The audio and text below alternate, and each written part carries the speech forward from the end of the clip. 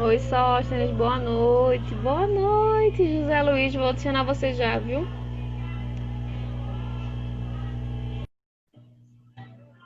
Boa noite, Jorge. Boa noite, Ana.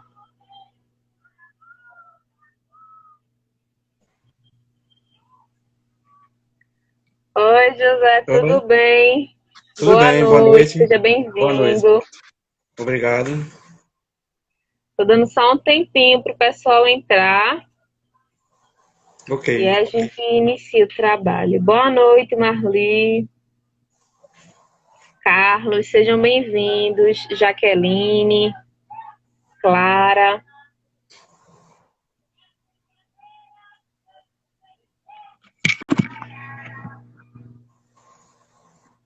Boa noite, Joyce, Ana.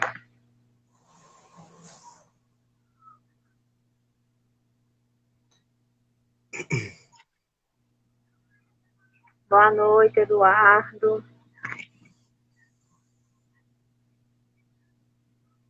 Luciene, sejam bem-vindos a mais uma reunião da UNED.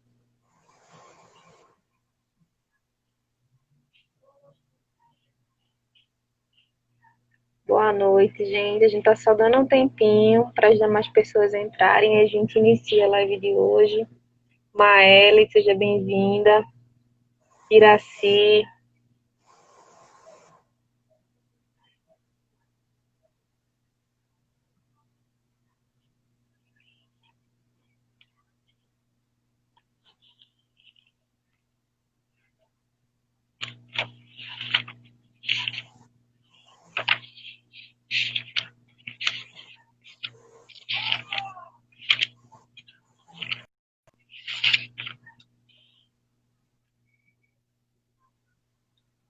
Julie, seja bem-vinda. José, você está me ouvindo? Estou. E o som Pronto. tá chegando bem aí? O som tá Tá chegando bem? tranquilo. Está sim. Ok. Pronto, né? Boa noite a todos, muita paz. Sejam bem-vindos a mais uma reunião em comemoração ao aniversário de 39 anos de fundação da nossa casa. Hoje nós temos o nosso irmão e amigo José Luiz, da Fraternidade Espírita Gamaliel, que vai tratar do tema Centro Espírita Revivendo o Ideal da Casa do Caminho. Né? A gente agradece desde já a sua presença, né, por ter aceitado o convite de fazer uma palestra de uma maneira tão diferente do que a gente está habituado, né? Ok. Vou fazer a prece de início do trabalho da noite e aí você fica à vontade para discorrer sobre o tema, tá? Ok. Vamos pensar fortemente em Deus, Pai de infinita bondade e amor. Estamos agradecidos por mais um dia de vida, por mais um dia de oportunidade e de aprendizado. Agradecidos pela oportunidade da reencarnação, essa bênção maravilhosa que nos permite nos reequilibrarmos ante as leis universais. Que o irmão que usará da palavra essa noite sinta-se inspirado e sinta a presença dos amigos espirituais que já se fazem presente ao seu lado e nos lares de cada uma dessas pessoas que se conectam conosco nesse momento. Que Jesus seja sempre o ideal de todos nós. Que a paz sempre reine nos corações. Que assim seja. Assim seja. Pronto, José. Sinta-se à vontade e qualquer coisa pode chamar que nós estamos aqui. Ok. Muito obrigado. Eu queria parabenizar a UNED pelo aniversário de 39 anos. É uma jovem casa de oração, tendo em vista a idade do espiritismo aqui na Terra. Mas é uma jovem ativa, uma jovem entusiasmada, cheia de energia e que, com certeza, serve de exemplo para outras casas de oração. O tema é muito pertinente porque por conta do aniversário da UNEG e também por conta da necessidade de termos uma reflexão sobre a casa espírita hoje. Que nós herdamos uma doutrina maravilhosa que, por sua vez, traz à luz os ensinos de Jesus, há mais de 2000 anos, esses ensinos, eles inspiram a humanidade, mas muitos de nós, no presente momento, não temos noção muito clara de como isso foi difícil até chegar até nós. Então, nós recebemos hoje uma obra praticamente já acabada, ou em ponto de acabamento, e não temos muita ideia do esforço que foi feito pelos cristãos, pelas pessoas que seguiram Jesus, que divulgaram a doutrina de Jesus ao longo dos séculos e que sempre enfrentaram dificuldades, sempre enfrentaram desafios muito grandes em relação à propagação do bem. Nem sempre foi muito fácil, nem sempre foi muito tranquilo. Então, a Casa do Caminho, em Jerusalém, era de arquitetura muito simples.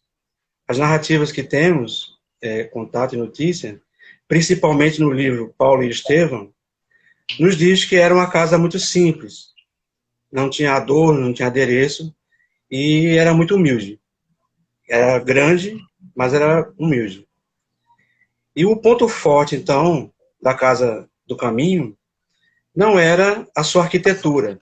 O que chamava atenção não era a sua estrutura física, o trabalho que era desenvolvido naquele local. O socorro aos doentes, as pessoas que estavam precisando de atenção, precisando de assistência, que estavam passando por necessidades físicas e psíquicas, e estavam ali, então, encontrando um amparo na Terra. Era um oásis em meio a um deserto social, por assim dizer. Então, a Casa do Caminho, ela estava extremamente cheia de tarefas, de pessoas e também de trabalhadores. A Casa do Caminho ela foi cenário de 3 conversões muito importantes para a história do cristianismo. A primeira foi a de Estevão. Então, Estevão se converte ao cristianismo e passa a trabalhar na Casa do Caminho, como cristão. A segunda conversão é a de Gamaliel. Gamaliel foi convidado a conhecer a Casa do Caminho por Pedro. Pedro convidou, então, o sumo sacerdote para conhecer os trabalhos da Casa do Caminho. Chegando lá, Gamaliel ficou encantado, porque ele viu uma multidão de pessoas que eram praticamente indigentes e que estavam ali recebendo carinho, recebendo atenção, alimento, curativos, e tudo isso num ambiente muito humilde, muito singelo.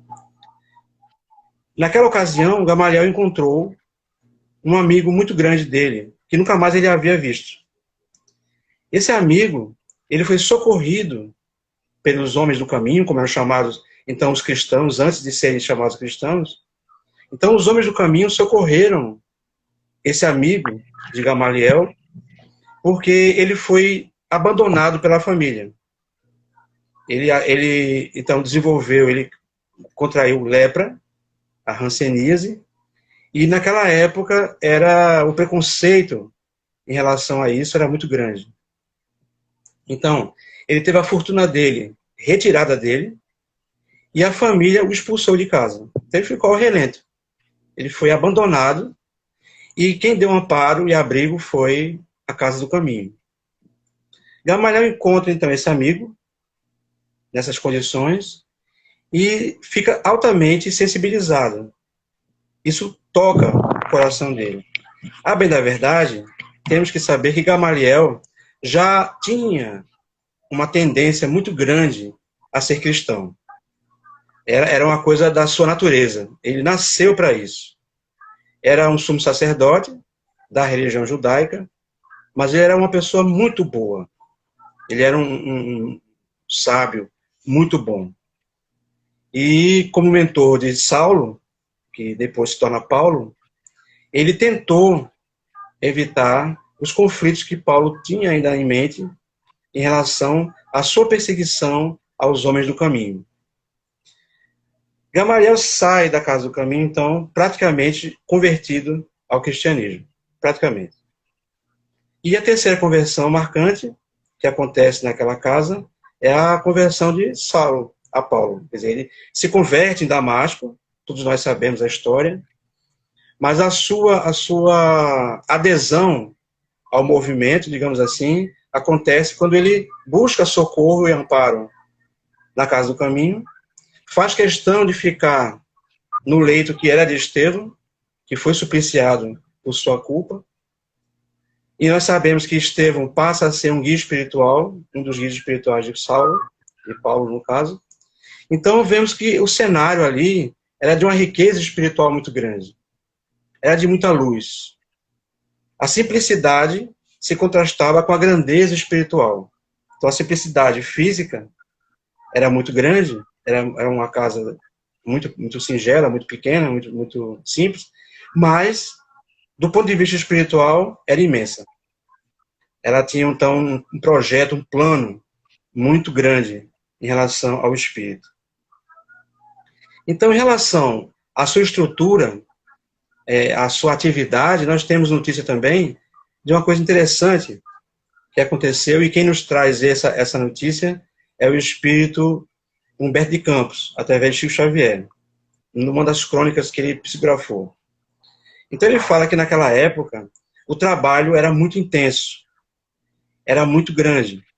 E Tiago, ele entrou em conflito muitas vezes com Pedro, porque Tiago achava que a Casa do Caminho estava ficando sobrecarregada, que eles não estavam conseguindo ter tempo para a divulgação do Evangelho.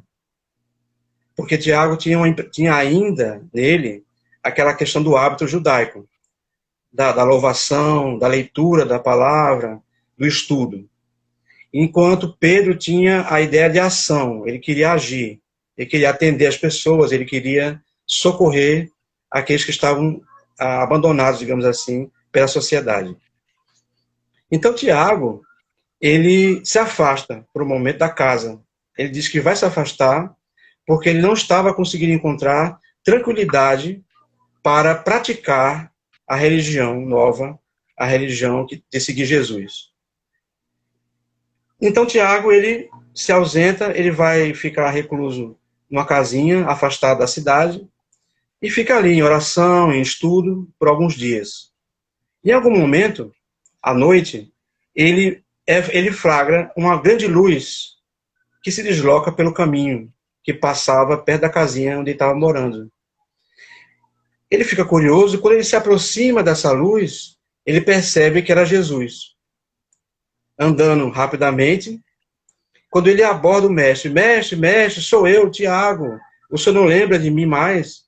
Jesus para, abraça o antigo apóstolo e diz, Tiago, eu vou para Jerusalém ajudar Pedro, porque Pedro está muito sobrecarregado de trabalho, ele precisa de mim. Vou até ele, fique em paz. E se retira. Naquele momento, Jesus não criticou Tiago, ele não cobrou de Tiago e retornasse à casa da oração, à casa do caminho, mas Tiago percebeu a mensagem do mestre. Ele percebeu que a mensagem era, volta para a casa do caminho, porque o trabalho de divulgação do evangelho se dá dessa forma, socorrendo os aflitos, amparando aqueles que estão sedentos, que estão sofrendo. Tiago arruma suas coisas e retorna. Quando chega na casa do caminho, ele abraça Pedro e, em silêncio, os dois se perdoam mutuamente por aquilo que haviam falado um com o outro. Essa cena é interessante porque demonstra que, mesmo havendo um ambiente consagrado à luz, consagrado à união, ao trabalho do Evangelho, mesmo eles tendo o privilégio que tiveram de conviver com Jesus, de conviver com o Mestre, eles se deixaram levar pelas aflições momentâneas e, por algum momento, eles entraram em conflito, não souberam gerenciar esse conflito e se separaram por algum tempo.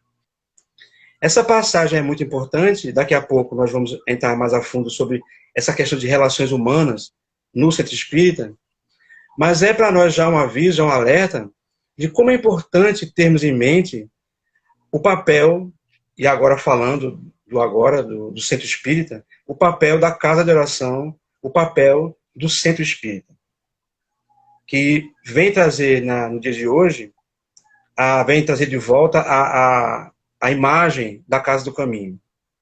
Se espelha nessa casa para poder desenvolver os trabalhos, as tarefas que hoje nós conhecemos. Então, qual seria a principal função do centro hoje? Após essa contextualização da Casa do Caminho e avançarmos 2000 anos para o presente, qual seria o significado e a função da Casa Espírita, do Centro Espírita hoje, na atualidade? Então, a função e a significação residem e estão impressas nos mandamentos do Espírito da Verdade, quando ele fala: espíritas, amai-vos. Primeiro mandamento. Segundo mandamento, instruí-vos. Então, o amor e o estudo da doutrina são os principais pilares que sustentam a casa de oração. O amor, o desenvolvimento da caridade, do trabalho em prol das pessoas e o estudo, que não pode ser esquecido em nenhum momento. Momentos como esse de reflexão, de análise, não podem deixar de existir. Não pode.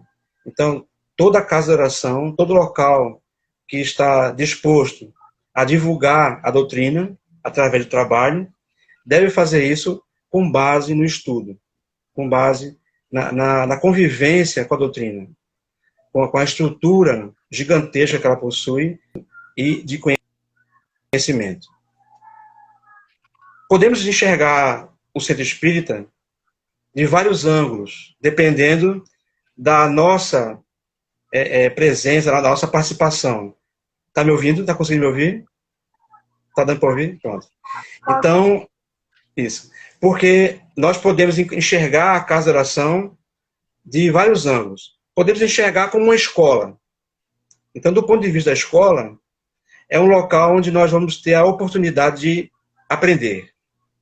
Aprender a doutrina, aprender a conviver com as pessoas, aprender a nos relacionarmos com o mundo espiritual. Então, existe campo de conhecimento e de estudo dos mais variados tipos, do ponto de vista da escola. Podemos enxergar também um centro espírita como um hospital, um pronto-socorro. Esse ângulo, por exemplo, ele é talvez o mais observado pelas pessoas. As pessoas geralmente, na casa de oração, pelas portas da dor, geralmente. Raramente encontramos uma pessoa que se interessou em participar de um grupo espírita porque ficou interessado em estudar, ficou interessado pela doutrina. Existe, mas os casos mais numerosos são daqueles que chegam até o centro espírita através da necessidade, através do desespero, através de uma carência muito grande de atenção, através da mediunidade não que as pessoas muitas vezes são perseguidas ou incompreendidas porque são médiuns e passando por algum processo do tipo obsessão, então não sabem a quem recorrer, e quando por felicidade encontram alguma sugestão, vá no centro espírita, eu conheço, vá até lá, faça uma consulta, tenha essa coragem de chegar até lá. Muitas vezes as pessoas não chegam porque, infelizmente, ainda tem o preconceito da religião. Ainda possuem limitações. Pertencem a doutrinas ou religiões A, B ou C, e por conta disso, elas não querem se aproximar, elas temem se aproximar do espiritismo, com medo de que isso venha a trazer algum tipo de prejuízo à sua fé. E nós sabemos que o espiritismo nunca teve a intenção de ser concorrente de religião alguma. Pelo contrário, uma das ideias fundamentais dentro da filosofia espírita, que Kardec esboçou isso, que o espiritismo ele surgiu para assistir, amparar e dar apoio às religiões. Ele veio como fosse um amigo espiritual, para dar às religiões uma orientação, uma visão maior sobre o mundo espiritual. Então, essas pessoas que chegam, conseguem romper o preconceito da religião, conseguem romper o receio em relação ao espiritismo, porque ainda há muito preconceito ao espiritismo. Então, as pessoas que conseguem fazer isso chegam à casa de oração em busca de assistência, em busca de ajuda.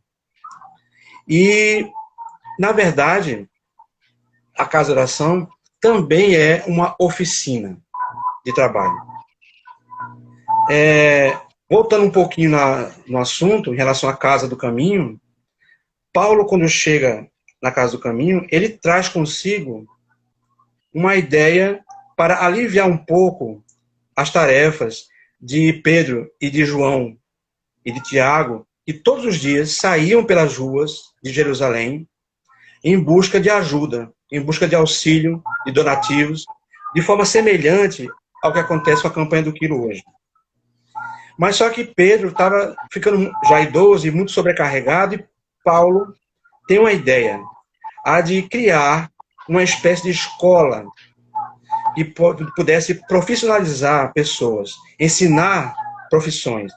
Ele como tecelão, então o outro como sendo oleiro, outro como carpinteiro, e assim, cada qual que tivesse algum tipo de ofício, algum tipo de especialização ou especialidade, então essa pessoa ficava responsável de transmitir esse conhecimento para aquela pessoa poder depois suprir as suas próprias necessidades. De oficina de trabalho, na casa de oração, falamos disso. Falamos de que a pessoa que chega até a casa de oração, ela chega muitas vezes motivada por uma carência, por uma necessidade muito grande. E essa carência, essa necessidade muito grande, muitas vezes é de trabalho. Ela chega pensando que está precisando de ajuda, mas que, na verdade, ela está, faltando nela ajudar as pessoas. Esta vez, estava observando as pessoas lá no centro dele, em Uberaba, e que estavam na fila do passe. E Chico comenta com um colega de que as pessoas que estavam ali, a maioria, não precisavam de passe, precisavam de pá. E aí o amigo perguntou a Chico, como assim, Chico? Pá, como assim pá? Pá, ferramenta, trabalho. Então todos riram na hora porque Chico tinha essa questão de falar coisas engraçadas para transmitir ensinamentos sérios. Então muitas vezes a pessoa chega na casa de oração se sentindo uma pessoa muito sofredora, um coitadinho, um perseguido, muito fraco e muito doente, quando na verdade ele está precisando trabalhar. Ele está precisando distribuir energia, distribuir conhecimento. Está precisando desenvolver algo de útil para ocupar seu tempo e utilizar a sua energia física e mental. Então, muitas vezes, essa ociosidade na vida provoca as enfermidades. As pessoas começam a adoecer não porque precisam de energia, mas porque estão acumulando energia. Estão desperdiçando a oportunidade de serem úteis, de desenvolver, então, uma atividade. Dentro do centro espírita, então, nós devemos também entender que 3 temas de Kardec, eles passam a serem obrigatórios, digamos assim, para nós, na casa de oração. Então, Kardec, ele disse que todo centro espírita, todo grupo espírita, deveria ter atenção a 3 itens importantes. Trabalho, que já comentamos aqui, solidariedade e tolerância. Então, o grupo espírita, que está ali unido diante de um trabalho, diante de um desafio, os médios da casa, como as pessoas costumam falar, eles devem estar envolvidos por essas 3 forças, essas 3 potências. Tenha em mente que a casa de oração é uma casa de trabalho. Então, entrou na casa de oração, trabalho. Então, o primeiro lugar foi trabalhar. É o foco principal da sua tarefa, da sua presença ali, é o trabalho. Esse trabalho, ele precisa, né, um trabalho de solidariedade, que ninguém faz nada sozinho, que ninguém consegue desenvolver nenhum tipo de exercício, nem nenhum tipo de tarefa sozinho. É essencialmente um trabalho de equipe. E é uma equipe que envolve encarnados e desencarnados. Temos que ter essa visão de ter essa dupla imagem, essa dupla dimensão dos trabalhos da casa de oração. E a tolerância. Tolerância por quê? Por sermos humanos, tanto os encarnados como desencarnados, nós humanos, precisamos muito de que respeitem as nossas limitações e que também respeitemos as limitações do outro. Então, a paciência, a tolerância são ferramentas poderosas e extremamente necessárias para o trabalho da casa de oração. Então, vamos nos deparar ao longo da convivência com situações que vão nos convidar ao desentendimento, vão nos convidar ao afastamento. Então, nesse momento, quando vier o convite de que saiamos da casa, nos afastemos do grupo, reclamando, como Tiago fez na situação com Pedro, reclamando que o ambiente não se faz propício para o desenvolvimento da doutrina, pensemos que aquela pessoa que se desentende conosco, ela é como nós, limitada, falha, imperfeita, e que precisa de paciência, tolerância. Então, são situações que vão convidar cada um de nós a exercitarmos a doutrina naquele momento mais interessante, que é o momento do testemunho. Falarmos que somos espíritas, talvez seja até fácil. Sou espírita. Provar que é uma outra. Não somos ainda bons espíritas, por assim dizer, como diz no Evangelho, a classificação dos espíritas. Mas somos aqueles que acreditam de que a cada dia a doutrina vai conseguir nos modificar para melhor. Cada dia vai ser um dia melhor do que o outro, o anterior. Cada dia, cada vez que nós formos ao centro, que nós nos deslocarmos até lá, que entrarmos em contato com pessoas que muitas vezes não são simpáticas conosco, ou que não são muito amigáveis a princípio, ou que não encaixam muito bem os pensamentos, no caso, pessoais, no nível pessoal, imaginemos que acima das nossas opiniões, acima das nossas desavenças ou desencontros, existe a doutrina. Então, se sempre colocarmos a doutrina espírita acima da nossa conveniência, da nossa opinião, e sair dos conflitos de forma saudável, de forma positiva. Vamos até passar pelas situações sem percebê-las, muitas vezes. É muito comum para o trabalhador focado, que é abordado por outro, dizer assim, fulano, você viu tal coisa? E ele vai dizer, não. Você sabe que está acontecendo isso e isso no centro? E ele vai dizer, não. Porque são coisas estranhas à doutrina, estranhas ao centro, que não dizem respeito à atividade do centro. Então, aquela pessoa que está focada, o trabalhador que está realmente engajado, que abraçou a doutrina e que entende a sua participação no grupo, ele não vai perceber, ele não vai tomar conhecimento do que está acontecendo fora daquele trabalho, porque não interessa a ele. É uma coisa que está fora do seu objetivo, que é trabalhar na casa de oração.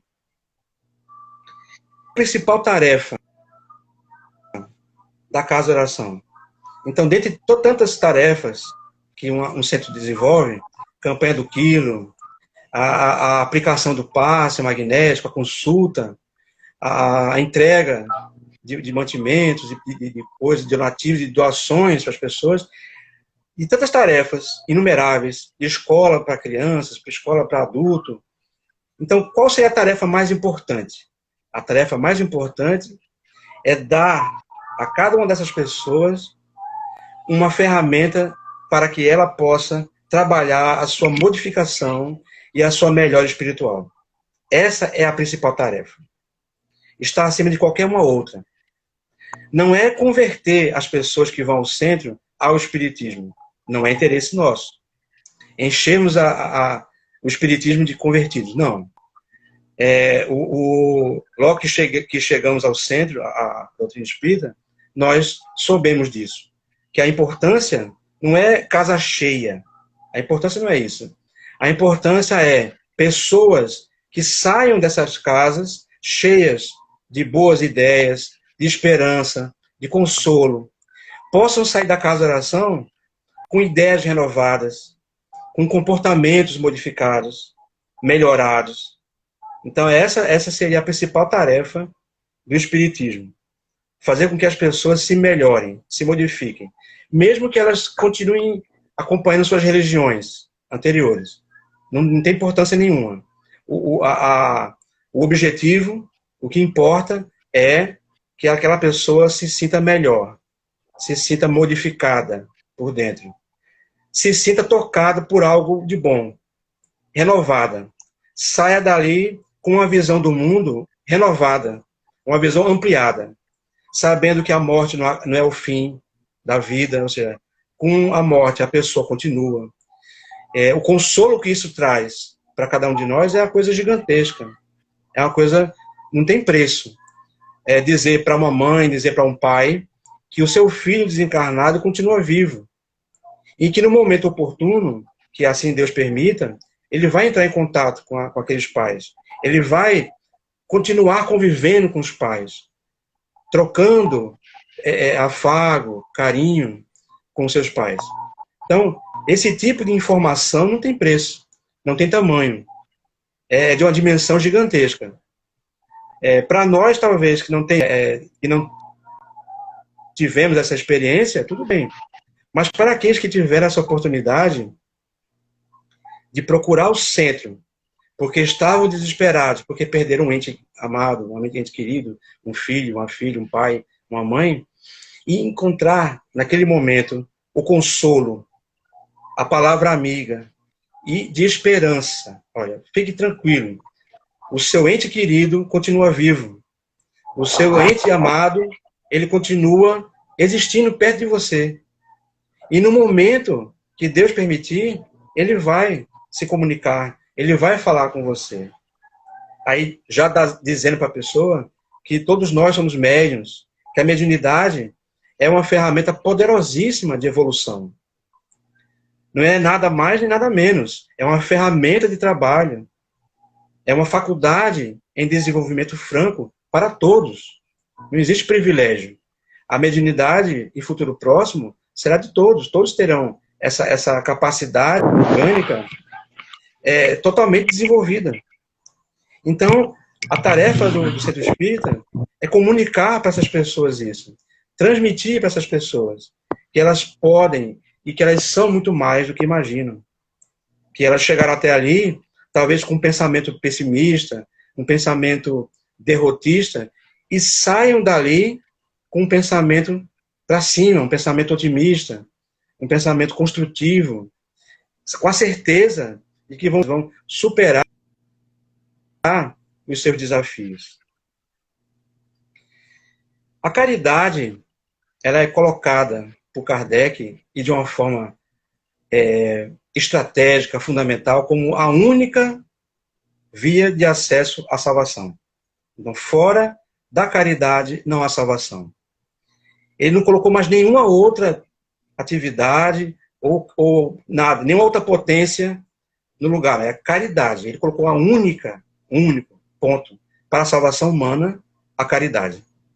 Então, quando ele faz isso, ele coloca dessa forma, ele transfere para nós, hoje, seguidores do Espiritismo, uma reflexão muito grande, muito grave. Porque caridade é algo muito, mas muito importante. Mas também deve ser feito de forma extremamente natural, extremamente espontânea. Exige, para ser real, para ser legítima, A caridade precisa disso. Que nós, seguidores do Espiritismo, façamos a caridade, exercitemos a caridade, mas de uma forma tão natural, tão simples, tão espontânea e desinteressada, que seja como está dito no Evangelho, que a mão esquerda desconheça o que faça a mão direita. Ou seja, que a coisa seja feita de tal forma que nós, que estejamos fazendo, realizando trabalho de caridade, não percebamos isso. Não consigamos o que é uma atividade caridosa, uma ação da caridade, com uma ação normal, digamos assim. A caridade é normal, mas digamos que para os padrões sociais vigentes, muitas vezes um ato de caridade chama a atenção das pessoas, chama a atenção da mídia, chama a atenção de todo mundo, da imprensa, porque parece que é algo especial. Então, uma pessoa que ajuda alguém a atravessar a rua chama atenção. A pessoa que para perto de uma pessoa que está varrendo a rua, que está limpando algum tipo de ambiente e diz bom dia e boa noite, que é uma forma de você dizer, eu conheço você, eu sei que você existe, eu sei que você é uma pessoa importante, que é uma forma de ser caridoso, de transferir uma emoção positiva, também chama atenção. As pessoas acham que você está passando por algum tipo de problema, que você é uma pessoa especial, quando deveria ser rotineiro.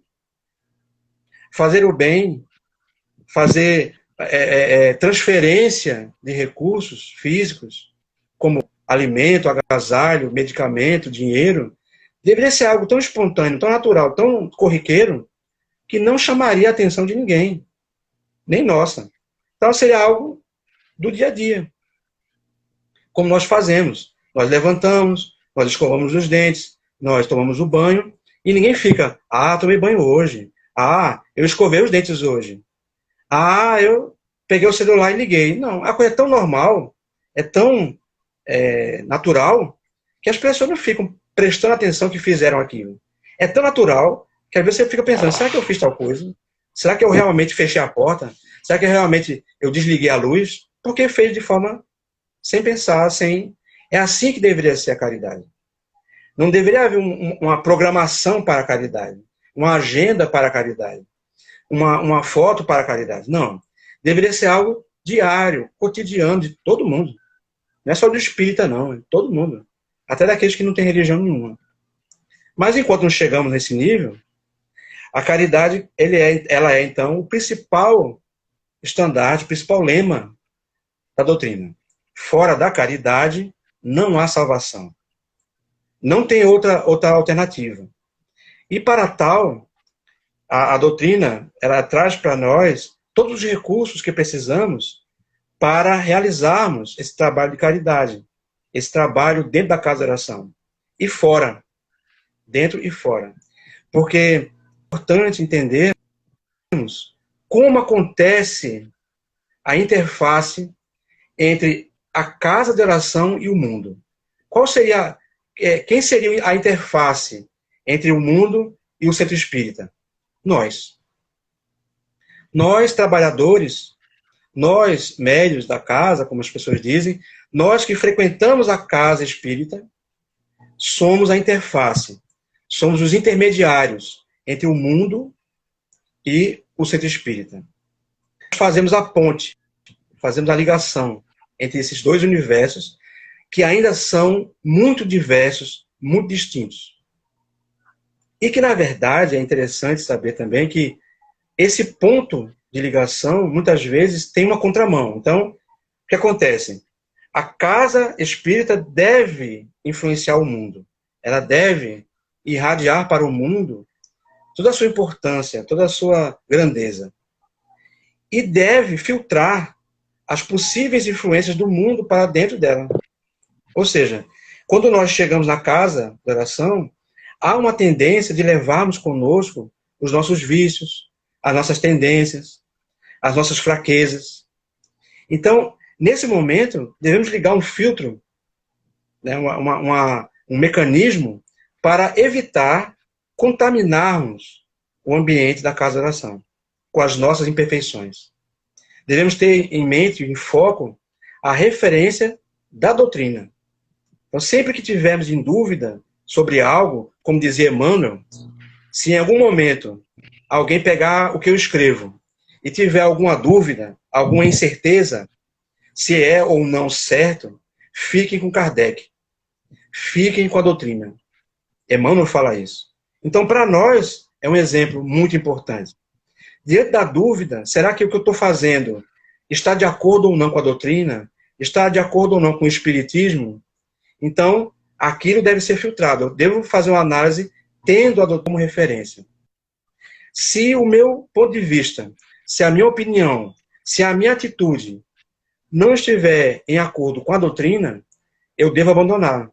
Se eu quero realmente seguir o espiritismo, se eu quero realmente desenvolver na casa de oração um trabalho sério em prol do próximo e tendo como base o espiritismo, eu devo então abandonar as minhas opiniões pessoais, abandonar os meus sentimentos pessoais e devo tornar-me impessoal. Eu devo eleger a doutrina como a referência maior, como sendo o ponto de referência, o ponto de ótica, como dizia Vitor Hugo. Então, a doutrina espírita, ela é um laboratório, ela é um momento em que a alma, o espírito humano, está começando a se modificar. E naquele momento, é muito comum aparecerem pontos pessoais. Uma tendência nossa a colocarmos coisas nossas naquele momento ali, misturando um pouco com o que não é nosso. Então, é uma advertência para todos nós, uma advertência geral para todos os espíritas, de que ao abraçarmos a tarefa na casa de oração, devemos ter em mente que temos nossas opiniões, temos nossos sentimentos, nossas ideias, mas elas devem ser, então, sempre comparadas e analisadas com o que a doutrina nos traz. Em relação aos relacionamentos humanos na casa de oração, existe um livro, inclusive, de Nazareno Tourinho, que trata das relações humanas nos centros espíritas. Então, é um livro muito interessante, fininho, e que traz assim informações muito importantes sobre essa questão que é o relacionamento entre as pessoas encarnadas e desencarnadas na casa de oração. Então, com licença, vou tomar um golinho de água aqui. Pronto. Então, nesse livro, ele aborda muitas questões. Mas aí, então, escolhemos uma que é fundamental.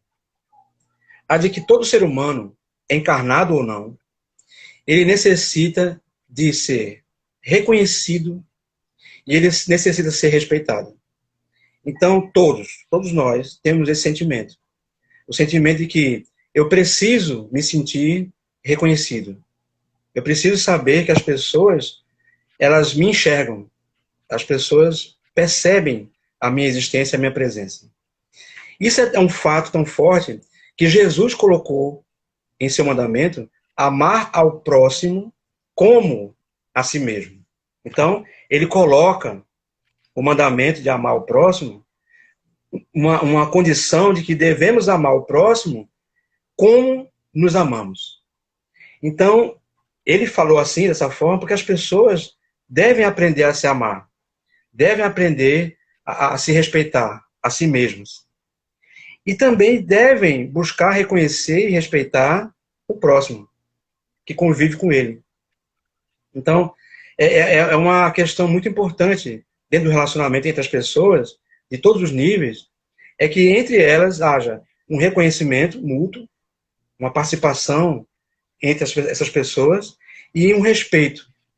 Respeito pela postura, respeito pela opinião, respeito pelo modo de agir, respeito, enfim, geral, por aquelas pessoas que estão aí convivendo conosco.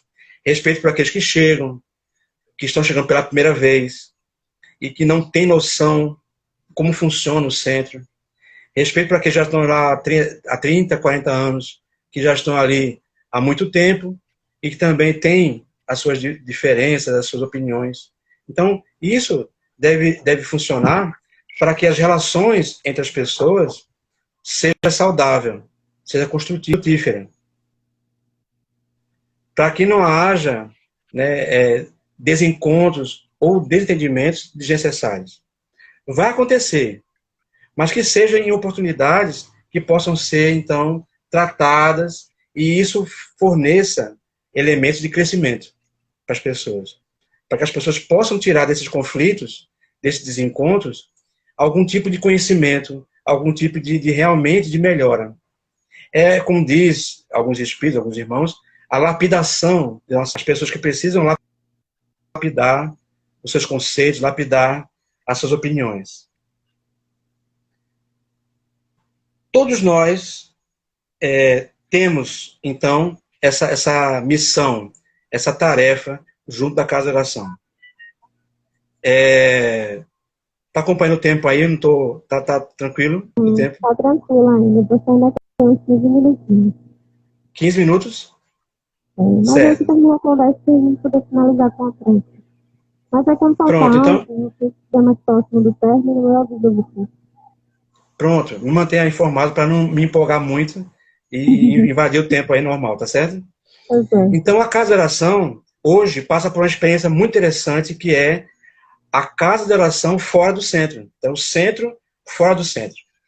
Essa live, por exemplo, é um exemplo, é uma situação que está acontecendo hoje, muito boa, é uma situação muito positiva, porque vemos que a pandemia, o afastamento social e tudo isso não impediu que a Casa de Oração continuasse suas tarefas de divulgação, a sua tarefa de irradiar para o mundo a mensagem de Jesus, a mensagem do Espiritismo. Isso é muito importante para nós, para cada um de nós. Essa oportunidade que a tecnologia nos dá, de termos esse acesso a podermos ter contato com as pessoas, a divulgar, a promover trabalhos, né, até a campanha do quilo online e assim por diante, porque isso é interessante, isso é importante. Pegarmos aquele momento que está muito difícil, que está muito complicado, e tirar dele uma lição, tirar dele um ensinamento, uma oportunidade de crescimento. É muito importante isso. É uma fase que vai passar. É um momento que vai acontecer, está acontecendo no planeta, vai passar. Mas que fique em cada um de nós essa lição, essa advertência de revermos o nosso modo de vida, a nossa maneira de agir, a nossa maneira de ser. Que possamos entender que é a ocasião, é o momento de pararmos um pouquinho para refletirmos a nossa situação em relação à doutrina, por exemplo, em relação ao centro. É uma experiência muito importante, por quê? Porque todos nós temos um hábito de imaginarmos que a nossa relação com a religião, a nossa relação com Deus, ela deve acontecer no momento e no local específicos. Então nós tínhamos esse hábito de sermos espíritas no centro, daqueles que são católicos na igreja, e assim por diante. Então, hoje, todo mundo recebeu uma proposta diferente. Olha, você agora vai ter que ser espírita, vai ter que ser católico, evangélico, budista, você vai ter que exercer e exercitar a sua religião no dia a dia, em casa, com as pessoas. Era uma proposta já antiga. Isso sempre existiu. Ou seja, a ideia da religião era extrapolar os limites das paredes de uma construção, como a Casa do Caminho, como o Centro Espírita, e percorrer o mundo. Jesus, ele foi flagrado pouquíssimas vezes na sinagoga. Pouquíssimas vezes.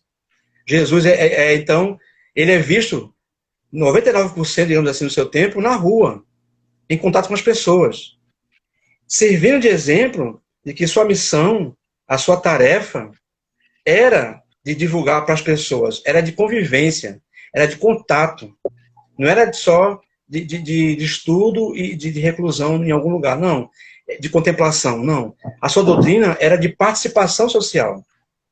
Então, o Centro Espírita hoje, assim como a Casa do Caminho, há 2000 anos atrás, tem esse foco muito importante de serem uma ferramenta, um apoio, uma base para um amparo social, para a melhoria social, para que as pessoas na convivência, para que as pessoas no seu dia a dia, pudessem ser pessoas melhores, para que os desvalidos pudessem enxergar que podiam contar com a ajuda de alguém, de algum lugar.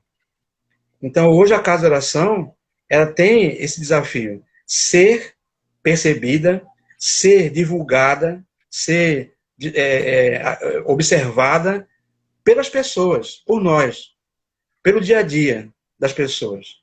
Sermos reconhecidos por nossas atitudes, pela nossa maneira de falar, pela nossa maneira de reagir.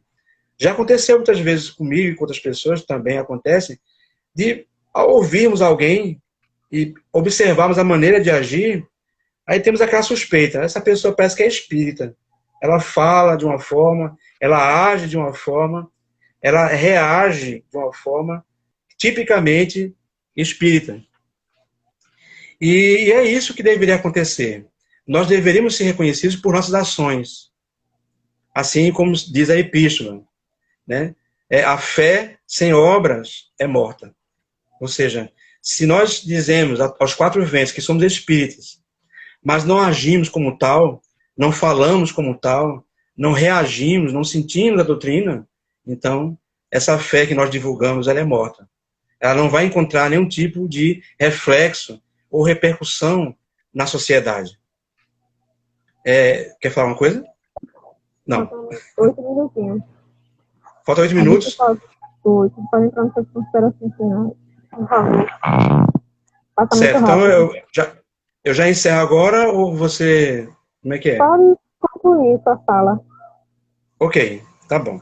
Então a coisa está faltando um pouquinho. Então, veja só, a nossa maneira de agir vai ser a principal maneira de divulgar, a divulgação principal do espiritismo, do cristianismo, vai ser o comportamento. Então, fazendo uma retrospectiva geral, vimos que a Casa do Caminho, ela serviu de espelho, de exemplo para as igrejas que foram surgindo a partir dela, até chegarmos ao Centro Espírita, que se espelha na Casa do Caminho, que era o cristianismo original, que era aquele momento de pureza, aquele momento de ingenuidade, de juventude da doutrina de Jesus e antecedendo a doutrina espírita.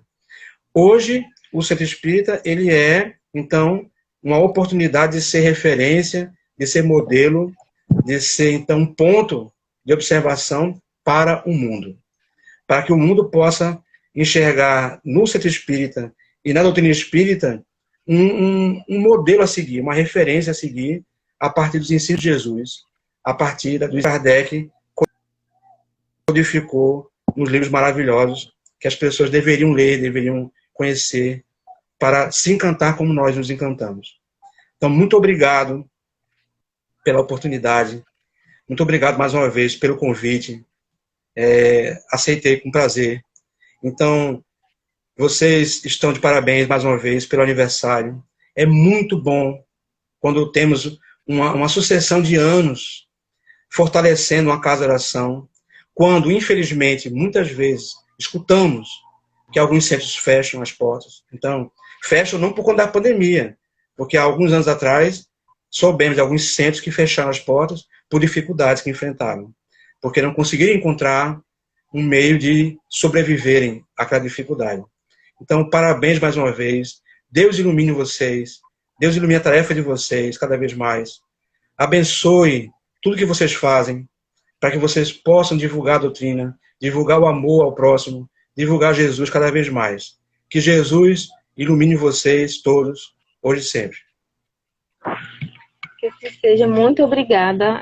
Foi um prazer, né, para todos nós. Inclusive, durante a live eu estava observando a quantidade de comentários das pessoas. Professor, é muito bom revê-lo. E excelente explanação. Foi maravilhosa a palestra. Nós agradecemos, né, por ter aceitado esse convite.